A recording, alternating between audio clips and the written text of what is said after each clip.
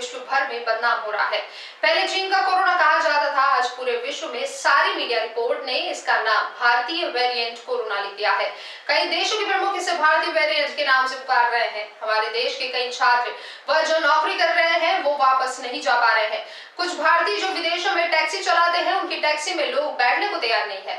यह जो भारत महान बनाने की बात करते थे, उनकी असलियत सामने आ रही है। आप सबका बहुत बहुत धन्यवाद, आप यहाँ उपस्थित हुए। मैं क्षमा प्रार्थी हूँ कि मुझे कुछ यहाँ आने में विलम्ब हुआ। आज मैं महाकाल को प्रणाम करने आया कि ये कोरोना की जो महामारी है, इससे हमारे प्रदेश और देश को राहत मिले। ये महामारी की जिम्मेदारी पर जाने की इस समय आवश्यकता नहीं है,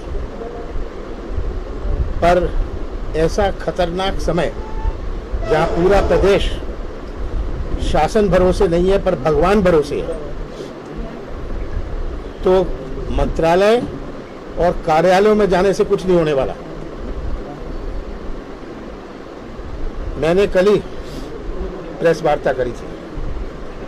बड़े दुख की बात है कि भारत किस तरह आज पूरे विश्व में बदनाम हो रहा है। ये चीन का वायरस था, चीन का कोरोना था। आज पूरे विश्व में सबने नाम लिख दिया है इंडियन, क्या है उसका, इंडियन वेरिएंट कोरोना। कई प्रधानमंत्री और राष्ट्रपति इस नाम से पुकार रहे हैं, इंडियन वेरिएंट। हमारे जो स्टूडेंट्स हैं, बाहर नौकरी कर रहे थे, वो वापस नहीं जा पा रहे क्योंकि कहते हैं आप इंडियन हैं। कुछ जो टैक्सी चलाते हैं विदेशों में, उनकी टैक्सी में बैठने के लिए लोग तैयार नहीं हैं। ये मेरा भारत महान इस सरकार ने बनाया है, यही सबसे बड़ी दुख की बात है। और आज ये कोरोना से नहीं लड़ रहे, ये तो आलोचना से लड़ रहे। मुझे बताया गया, आप लोग जानते हैं कि कुछ पत्रकारों पर भी मामला दर्ज किया है। ये इमेज मैनेजमेंट में लगे हैं, कोविड मैनेजमेंट में नहीं लगे। एक बड़ी बुनियादी बात है, अक्टूबर से अंतर्राष्ट्रीय अखबार, राष्ट्रीय अखबार छाप रहे थे कि दूसरा वेव आना है, और भारत क्या कर रहा था? मोदी जी ने कहा हम कोविड की लड़ाई जीत गए। मोदी जी कहते हैं हम विश्व की फार्मेसी हैं, 6 करोड़ 60 लाख वैक्सीन एक्सपोर्ट कर दिए। हम कहां घसीटे जा रहे हैं? हमारा छोटा व्यापारी होए, हमारा किसान होए, हमारा नौजवान होए, जो हमारी आज अर्थव्यवस्था का बुनियाद है। मध्य प्रदेश की अर्थव्यवस्था हमारे कृषि क्षेत्र पर आधारित है। क्रय शक्ति, ये उज्जैन का बाजार चलता है, कोई दिल्ली से बाजार के लिए नहीं आते। ये जो इकोनॉमिक एक्टिविटी, आर्थिक गतिविधि बनती है, उससे ये बाजार चलते हैं, हमारे कस्बों के बाजार चलते हैं, हमारे गांव की किराने की दुकान चलती है। आज ये सब चौपट, इसका जो लॉन्ग टर्म इफेक्ट होगा, एक तो जो हमारे साथी जो भी आज नहीं रहे, उनके परिवार में क्या गुजर रही है वो अपनी जगह है, पर साथ साथ जो इसका आर्थिक प्रभाव पड़ेगा आने वाले समय में, ये मध्य प्रदेश को कहां ले जाएगा। मैंने कल एक प्रश्न पूछा था कि ये दबाने और छिपाने की राजनीति बंद करें। मैंने कहा कि कितनी लाशें शमशान घाट और कब्रिस्तान में आई, इसका रिकॉर्ड आप दे दीजिए। जनता खुद फैसला कर लेगी कितने प्रतिशत इससे कोविड के थे। जिसकी लाश पड़ी है उसके पास वाहन नहीं, वो क्या नगर पालिका में जाके सर्टिफिकेट लाएगा? ये क्या जाके रजिस्ट्री करेगा लाश की? तो कितनी लाशें आई है इसका जवाब दे दे। कोविड से कितनी मृत्यु हुई इसमें मैं नहीं जाना चाहता। ये पूरे विश्व को पूरे विश्व को ये झूठ बोल रहे हैं और मध्य प्रदेश उसका उदाहरण है। मैंने हिसाब लगाया, अखबारों में तो छपा 26 जिलों का, मैंने बाकी जिलों से जानकारी मिलाई। 1,27,000 शमशान घाट और कब्रिस्तान में मार्च और अप्रैल में लाशें पहुंची। मेरे अंदाज से 80% कोविड की है। बहुत सारे लोग कोविड डिक्लेयर नहीं करते, इसकी घोषणा नहीं करते, कहते हैं हमारे परिवार के लिए नहीं करना चाहते। बहुत सारे लोगों की रजिस्ट्री नहीं हुई। और कल शिवराज सिंह जी ने कहा है कि वो 1 लाख रुपए हर व्यक्ति को देंगे जिसकी मृत्यु हुई है। मैंने तो कहा 5 लाख रुपए दीजिए। आप कैसे देंगे? कौन से सर्टिफिकेट पर देंगे? ये क्या, किस आधार पर देंगे? किस सर्टिफिकेट पर? जो एफिडेविट दे, जो भी एफिडेविट दे कि मेरे परिवार की इस सदस्य की मृत्यु कोविड से हुई है, उसको आप 5 लाख रुपए दीजिए। क्या ये राजी है? ये घोषणाओं से जवाब मत दो, घोषणा कर दो। ये आज मध्य प्रदेश की आम जनता को समझना है। हमारा किसान के साथ कितना अन्याय हो रहा है, किसान कितना पिट रहा है, खरीदी पे क्या हो रहा है, छोटे व्यापारियों का क्या हो रहा है। इस सब से आज बड़ी मुझे चिंता है। मैंने महाकाल में प्रार्थना करी है, प्रणाम किया है, क्योंकि आज जैसे मैंने कहा, आज हमारा प्रदेश तो भगवान भरोसे है। चलिए अब आप पूछ लीजिए। रमेश मंडोला जी ने लगा देना, तो ऐसा वीडियो जारी हो, क्या कहना? देखिए, ये सब वीडियो तो ये बना लेते हैं, वीडियो छोड़िए। बात ये है, उस वीडियो के पहले क्या था और बाद में क्या था। वो क्यों 5 सेकंड का वीडियो भर दे रहे हैं? उसके पहले क्या था और बाद में क्या था, वो नहीं बताएंगे। पर ये राजनीति करें इस पर। ये जाके आज हमारे सामने चुनौती 2 हैं मध्य प्रदेश में। एक है टेस्टिंग की। टेस्टिंग का इन्होंने कोटा फिक्स किया हुआ है। ये इंटरनेट पर देख कितनी टेस्टिंग हुई। अगर 500 लोग टेस्टिंग चाहते, 80-90 की टेस्टिंग होती है। जिसकी टेस्टिंग नहीं हुई वो कोरोना फैलाता रहता है। अगर 20% उसमें पॉजिटिव हुए वो कोरोना फैलाता है। टेस्टिंग के बाद 6, 7, 8 दिन लगते हैं रिपोर्ट के। उसमें से अगर 20-25% पॉजिटिव हुए वो कोरोना फैलाता रहता है। तो पहली चीज है टेस्टिंग। आप खोल क्यों नहीं देते? इसमें गुप्त क्या है? आप रोज अखबार में प्रेस नहीं दीजिए कि इस नाम का, इसका, इस गांव का व्यक्ति की टेस्टिंग हुई है, ये उसका टेलीफोन नंबर है। इन्होंने कोटा बनाया हुआ है हर जिले का। दूसरी चीज है वैक्सीन। वैक्सीन 18 से 45 साल का वैक्सीन होगा। ये तो जब चुनाव चल रहे थे 18 से 45 साल के मतदाताओं को प्रभावित करने के लिए किया, जब वैक्सीन का ऑर्डर प्लेस नहीं किया था। और आज मोदी जी अपनी फोटो लगा के वैक्सीन कर रहे हैं, पैसे ले रहे हैं, फोटो लगा रहे हैं। ये क्या मजाक है?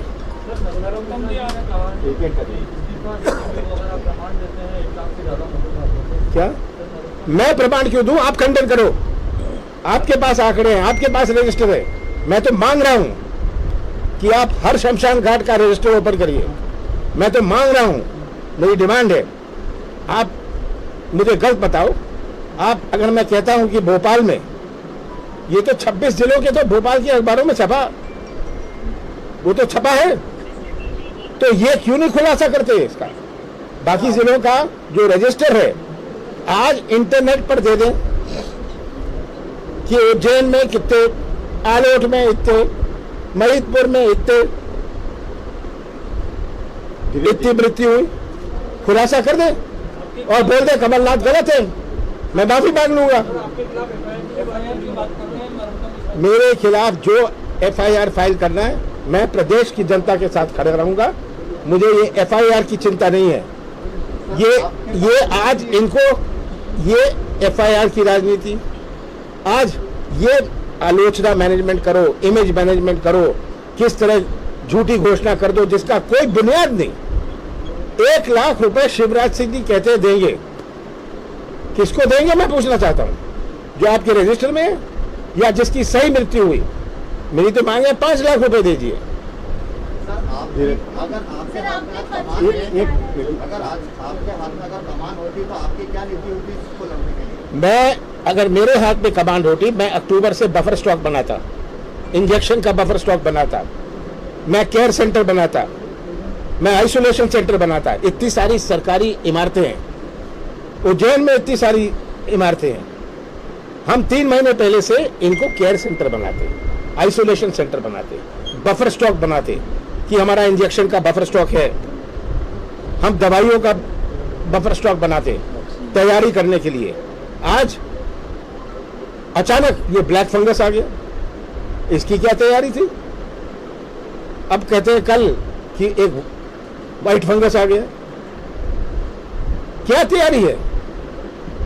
तो अगर हमारी सरकार होती, मैंने तो जिस दिन पढ़ा राष्ट्रीय अखबारों में कि दूसरी वेव आनी है, उस दिन से हम काम शुरू करते।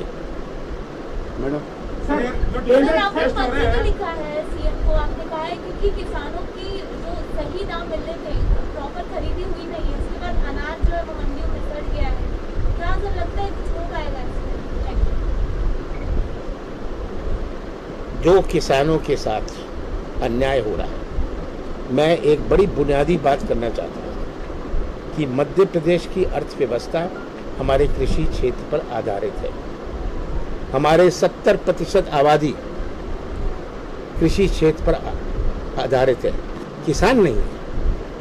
जो मरम्मत का काम करता है, जो मजदूरी का काम करता है, जो ट्रैक्टर चलाता है, उसका जीवन कृषि क्षेत्र पर आधारित है।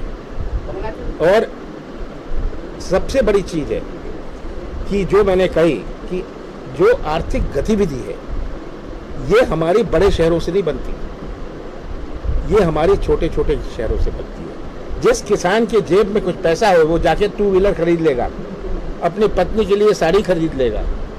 पर अगर आर्थिक गतिविधि ना हो, क्रय शक्ति ना हो, खरीदने की ताकत ना हो, आज कितना बड़ा धोखा।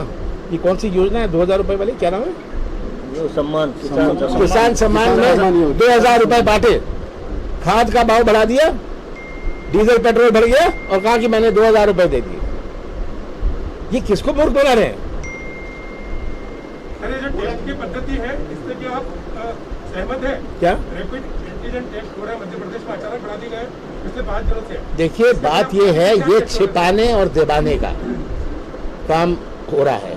ये टेस्ट बदल दो, टेस्ट मत करो, कोविड के आंकड़े गलत बता रहे हैं। कोविड के आंकड़े गलत बताओ। ये प्रदेश को, देश को और पूरे विश्व को गुमराह करने का ये प्रयास है। WHO ने परसों रिपोर्ट छापी है, आपने पढ़ी होगी, कि भारत के आंकड़े बिल्कुल गलत हैं। WHO छाप रहा है, हमें शर्म आनी चाहिए। कोरोना क्या संदेश देना चाहेंगे जो सेवा कर रहे नेताओं पर, बातें कर रहे पत्रकारों पर, उनके बटन प्रेस करते हैं? मैं सब अधिकारियों को ये कहना चाहता हूँ कि कल के बाद परसों आता है। ये नूरी के साथ, मैं तो नूरी की प्रशंसा करता हूँ, उसने जनता की आवाज उठाई। वो कौन से घरेलू मामले के लिए गई थी और 3 दिन बंद रही? ये राजनीति, क्या ऐसी राजनीति चलेगी? ये प्रशासन को बंधुआ बनाना चाहते हैं। और मैं तो प्रशासन से कहना चाहता हूँ कि आप अपना भविष्य भी सुरक्षित रखिएगा। ये कहेंगे मैं धमकी दे रहा हूँ, मैं धमकी नहीं दे रहा, मैं भी चाहता हूँ उनका भविष्य सुरक्षित रहे। केंद्र सरकार कोरोना संक्रमण रोकने में विफल रही, इसके साथ सभी प्रदेश सरकारें भी विफल रही है कोरोना संक्रमण रोकने में। वो कौन से बिंदु थे जहाँ पर प्रदेश सरकारें विफल रही है? केंद्र सरकार एक बार क्वेश्चन केंद्र सरकार के साथ में सभी प्रदेश सरकारें भी कोरोना संक्रमण रोकने में विफल रही है। वो कौन से बिंदु है जहाँ पर प्रदेश सरकारों की गलती है? अब हमें याद रखना है कि केंद्र सरकार को भी अब बहाना ढूंढना है कि हमारी गलती नहीं है। पिछले 7 दिन से उन्होंने शुरुआत करी है कि स्वास्थ्य तो संविधान में राज्य का सब्जेक्ट है और हम तो राज्य सरकारों को कह रहे थे, पर ये याद रखिए, ये 2020 में कानून लाए थे, डिजास्टर मैनेजमेंट एक्ट, और वो क्या था, इन्फेक्शियस डिसीज एक्ट। पूरी पावर ले ली थी, राज्य सरकार का दोष था, उन्होंने ये नहीं किया। पर केंद्र सरकार ने कौन सा रेमडेसिविर तो एक्सपोर्ट हो रहा था। मैं आपको बताऊं, मैंने फोन किया, मैं बहुत कंपनियों को फोन किया कि आप मध्य प्रदेश को दीजिए, मध्य प्रदेश को भेजिए। मैं नाम भी लेने को तैयार हूं कि मैंने फोन किया कि आप मध्य प्रदेश को ये रेमडेसिविर जब मिल नहीं रहा था, मैं 8-9 अप्रैल की बात कर रहा हूं, मुझे तारीख भी याद है कि रेमडेसिविर आप भेजिए, मध्य प्रदेश को भेजिए, छिंदवाड़ा भेजिए। उन्होंने कहा मैं 2 घंटे में बताऊंगा। 2 घंटे बाद मुझे फोन किया कि हमारी जो रेमडेसिविर इंजेक्शन है वो पोर्ट पर पड़ी हुई है, हमको अब पोर्ट से वापस मंगाना पड़ेगा कि ये तो किसी ने मांगा ही नहीं था, अब हम इससे वापस मंगा रहे हैं। ये हालत थी। एक्सपोर्ट हो रही थी, एक्सपोर्ट। सर एक सवाल ये था कि आपने कहा है कि आपके पास बीटेक का सीडी है, तो इस दिन को बचा के रखा है बीजेपी है सवाल। देखिए, मैं मुख्यमंत्री था, मेरे पास तो बहुत सारी जानकारी है, मेरा कर्तव्य था मैं सबकी जानकारी रखूं। बहुतों के पास, आपके पास भी सीडी है, बहुत पत्रकारों के पास भी सीडी है, ये कौन सी छिपी बात है? तो मैंने कहा कि ये सीडी टाइप की राजनीति मैंने नहीं करी, कि मैं नहीं चाहता था कि मध्य प्रदेश का नाम इन सब चीज़ों से जुड़े। मेरा प्रयास था कि मध्य प्रदेश का नाम अपने देश में रोशन होए, मध्य प्रदेश में लोगों को विश्वास होए, विश्वास से ही निवेश आएगा, ये सीडी से कोई निवेश नहीं आने वाला। तो ये मेरे लिए प्रायोरिटी नहीं थी, ये इस संदर्भ में मैंने कहा था। तो ये सब चीज़ें मैंने तो नहीं उछाली, क्योंकि मैं नहीं चाहता था मध्य प्रदेश बदनाम हो। सर, मेरा विधायक महेश परमार, मुरली मोरवाल जी, रामलाल मालवीय जी, रवि वधरिया जी, विनू कुशवाहा, तिलकर जी काफ़ी प्रयास कर रहे हैं, अपनी जान को जोखिम में डालकर काफ़ी समाज सेवा की है, लेकिन आपकी दोनों शहर कांग्रेस और ग्रामीण कांग्रेस विलुप्त रहे, दिखे नहीं इसमें। और दूसरी बात, CMHO का यहाँ पर वीडियो वायरल हुआ, तो एक दिन में पहले तो कहते हैं कि हम पुतला दहन करेंगे, रात में ऐसा क्या हो गया कि दूसरे दिन कहते हैं कि हम पुतला दहन का कार्यक्रम निरस्त करते हैं आपके शहर कांग्रेस अध्यक्ष। देखिए, ये आप इस चिंता में मत पड़िए कि कांग्रेस संगठन में क्या हो रहा है, वो चिंता मुझे करने दीजिए, ठीक है? वो चिंता का विषय मेरा है। हाँ, देखिए, अब मोदी जी जाने वो क्या करे, कैसे आंसू बहाएंगे, ये आज पूरी देश की जनता समझ गई और पूरी देश की जनता समझ रही है कि किस प्रकार हर व्यक्ति को, हर वर्ग को के साथ धोखा हुआ। आप 2014 से गिनना शुरू कर लीजिए, हमारा skill India, make in India, फलाना इंडिया, डिजिटल इंडिया, ये क्या नारों से अपना देश आगे बढ़ेगा?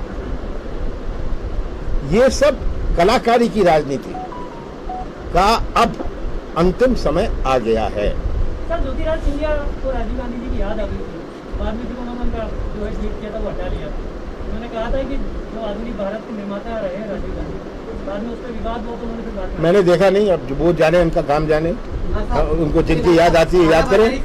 हाँ, जो काला बाजारी और दलाली कर रहे हैं, इनको क्या सजा मिल रही है?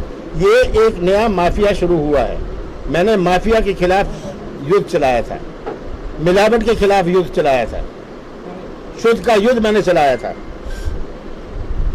माफिया के खिलाफ। पर एक नया माफिया उत्पन्न हुआ है, यह है कोविड माफिया, जहां बीजेपी के नेता ब्लैक में इंजेक्शन हुए, अस्पताल का बेड हुए, 10,000 रुपए, 10,000 रुपए दो, हम आपको बेड दिलवा देता हूँ। कोई कहेगा मुझे 5,000 रुपए दो, बेड दिलवा देता हूँ। दवाई होए, इंजेक्शन होए, एम्बुलेंस होए, सब चीज के रेट फिक्स कर लिए।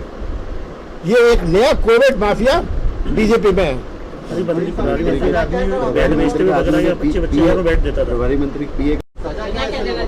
देखिए, इस सब का खुलासा होगा, अभी हम कोविड में झेल रहे हैं।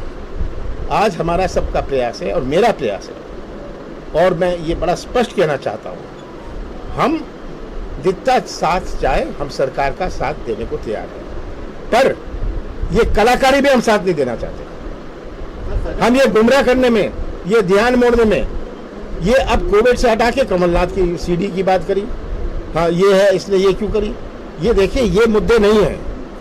अभी मुद्दे हैं हमारा ब्लैक फंगस का। क्या ब्लैक फंगस का इंजेक्शन है? आज ब्लैक फंगस का इंजेक्शन नहीं है, पता नहीं व्हाइट फंगस क्या होता है। उज्जैन में 4 लोग मरे, और ये फंगस, ये बता भी नहीं सकते ये फंगस हो क्यों रहा है। इसका कारण आज सुबह मैं पढ़ रहा था, मुझे किसी ने भेजा, ये अब प्रेस कॉन्फ्रेंस से बाहर है, ये मैं आप लोगों को सावधान करना चाहता हूँ। ब्लैक फंगस हो रहा है इस मास्क से, कि आप ये मास्क में सांस लेते हैं, 3-4 दिन 5 दिन चलता है, ये जो आपकी सांस है ये वो फंगस पैदा करता है। दूसरे दिन आप ये फिर से मास्क लगा लेते हैं, जब आप ये मास्क लगा लेते हैं वो फंगस और बढ़ जाता है। ये दूसरी चीज़ है, जो ऑक्सीजन लगाते हैं वो प्लास्टिक है, वो प्लास्टिक से ये फंगस ब्रीड होता है, उगता है ये फंगस। ये 2 कारण है जिससे ब्लैक फंगस हो रहा है। किसी और देश में जहाँ कोविड हुआ ब्लैक फंगस नहीं आया, आपने कहीं पढ़ा? तो आप लोग भी जरा सावधान रहिएगा। ये मास्क जितना धो सके धो दीजिए हर 2 दिन, नहीं तो ये ब्लैक फंगस ये कोविड से अलग है।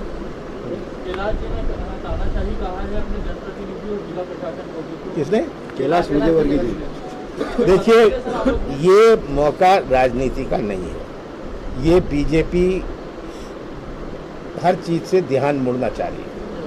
मुझे चिंता दूसरी है, मुझे चिंता प्रदेश की अर्थव्यवस्था की है। अगर कोविड खत्म भी हो गया, ब्लैक फंगस खत्म भी हो गया, जो आज छोटा व्यापारी अपने बिजली का बिल नहीं दे पा रहा, अपने बच्चों की स्कूल की फी नहीं दे पा रहा, कि उसका व्यापार बंद था, वो कैसे फिर से उसको पटरी पर कैसे लाएंगे? ये हमारे सामने चुनौती है। इसकी कोई योजना नहीं, घोषणा कर दो, घोषणाओं से ही सब सुधर जाएगा। ये मुंह चलाने से हमारा प्रदेश बचेगा नहीं। सर, एक रेमडेसिविर को लेकर तुलसी सिलावट जी का नाम आया था। किसका? तुलसी सिलावट जी, इन्होंने रेमडेसिविर ब्लैक किया, फिर उनके ऊपर कार्रवाई क्यों नहीं? ये तो देखिए, मैं कह रहा हूँ ये तो कोविड का माफिया बनाया हुआ है ना, कार्रवाई कहां से होगी? वो कार्रवाई करेंगे नूरी पर, जो आलोचना करेगी। ये आलोचना की, जो आलोचना करे तो कहेंगे ये देशद्रोही है, देशद्रोही है। आज ये समाजद्रोही है।